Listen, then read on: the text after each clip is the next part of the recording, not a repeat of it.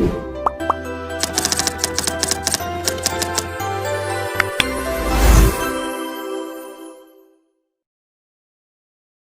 pertama adalah pendahuluan. Pendahuluan ini menjelaskan bahwa transportasi di Indonesia terus berkembang dengan data BPS 2025 yang menunjukkan bahwa sekitar 172,94 juta kendaraan bermotor didominasi oleh sepeda motor, sekitar 145,25 juta unit.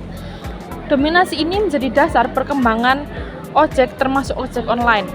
Ojek didefinisikan sebagai transportasi tidak resmi dengan sistem tawar-menawar, lalu bertransformasi ke layanan berbasis aplikasi, yaitu ojek online itu sendiri, yang menawarkan standarisasi dan transparansi aktif.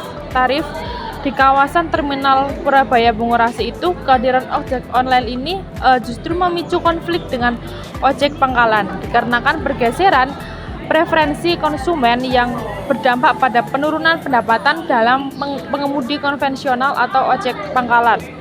Konflik ini dianalisis menggunakan 3 perspektif teori. Yang pertama ada Karl Marx, mazhab positif, dan mazhab humanis. Untuk Karl Marx sendiri, yaitu konflik klasik yang dimana ketimpangan struktur, dimana ojek online ini dikuasai modal dan teknologi, sementara ojek pangkalan sendiri ini berada di posisi subordinat. Lalu untuk mazhab positif sendiri, konflik ini sebagai disfungsi sistem akibat kekosongan regulasi yang jelas. Untuk mazhab humanis sendiri, konflik ini tuh dipicu oleh perbedaan persepsi dan kurangnya komunikasi efektif. Metode penelitian. Penelitian ini menggunakan pendekatan kualitatif dengan desain studi kasus untuk menganalisis konflik operasional yang terjadi pada sebuah proyek ojek online di sekitar terminal Purabaya atau Bungurasi. Pemilihan metode kualitatif didasarkan pada kebutuhan untuk menyelidiki persepsi, pengalaman, dan motif subjek penelitian secara kontekstual di lapangan, khususnya terkait hubungan antara layanan ojek online, pangkalan, dan terminal ojek. Penelitian ini juga menggunakan metode studi literatur atau literature review untuk menganalisis strategi pengelolaan konflik operasional pada proyek-proyek transportasi daring di sekitar terminal Purabaya atau Bungurasi di Surabaya. Penelitian ini bertujuan untuk mengevaluasi secara komprehensif berbagai teori pengelolaan konflik, pengaturan transportasi umum, serta temuan-temuan penelitian mengenai dinamika antara transportasi daring dan transportasi konvensional. Oke, kita sekarang masuk ke resum dan pembahasan. Yang pertama, 4,1 adalah analisis masalah.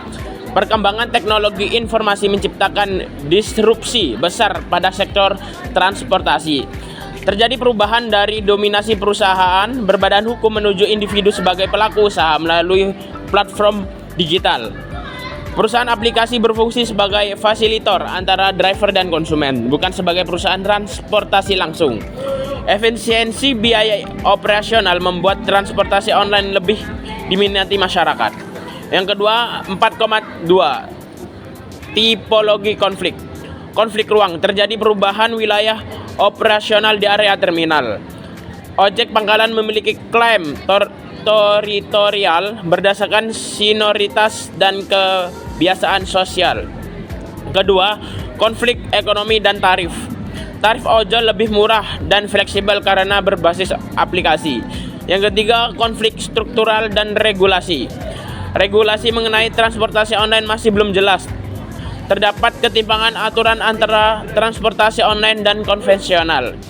4,3 dampak konflik operasional. Dampak sosialnya menimbulkan ketegangan antar pengemudi, muncul persaingan yang tidak sehat, berpotensi memicu intimidasi dan konflik fisik. Dampak pelayanan publik, adanya perbatasan area penjemputan, kualitas layanan transportasi menjadi menurun. 4,4 analisis berdasarkan perspektif teori. Yang pertama, teori konflik Karl Marx. Konflik terjadi karena ketimpangan penguasaan sumber daya. Ojek online memiliki keunggulan teknologi dan modal digital. Perspektif positifnya, konflik dipicu oleh lemahnya regulasi dan pengawasan, tidak adanya zonasi pembesar potensi konflik. Pendekatan humanisnya, konflik terjadi akibat kurangnya komunikasi dan pemahaman. Minim dialog menimbulkan stereotip dan kesalahpahaman. Penyelesaian konflik memerlukan komunikasi dan empati antara pihak. Untuk panitia 5 sendiri ada strategi manajemen konflik operasional, yaitu untuk mengatasi konflik yang terjadi diperlukan strategi manajemen konflik operatif dan melibatkan berbagai pihak. Strategi tersebut dapat dilakukan melalui beberapa pendekatan. Yang pertama, pendekatan zonasi operasional yang jelas. Yang kedua, penguatan regulasi dan pengawasan. Yang ketiga, ada mediasi dan dialog antar pihak. Yang keempat, ada integrasi sistem transportasi. Yang kelima, ada pemberdayaan dan adaptasi ojek pangkalan. Nah, berdasarkan strategi yang telah diuraikan, pengelolaan konflik tidak dapat dilakukan secara parsial, melainkan memerlukan pendekatan yang lebih menyeluruh. Strategi manajemen konflik yang diterapkan dalam konteks ini dapat bersifat jangka pendek, melainkan harus dirancang secara komprehensif dan berkelanjutan. Nah, untuk kesimpulannya sendiri, yaitu berdasarkan hasil pembahasan mengenai strategi manajemen konflik operasional ojek online, Surabaya dapat disimpulkan bahwa konflik yang terjadi bersifat kompleks dan multidimensi, yang melibatkan aspek ruang, ekonomi, serta struktural dan regulasi. Konflik yang terjadi akibat belum adanya pengaturan zonasi yang jelas antara ojek online dan ojek pangkal.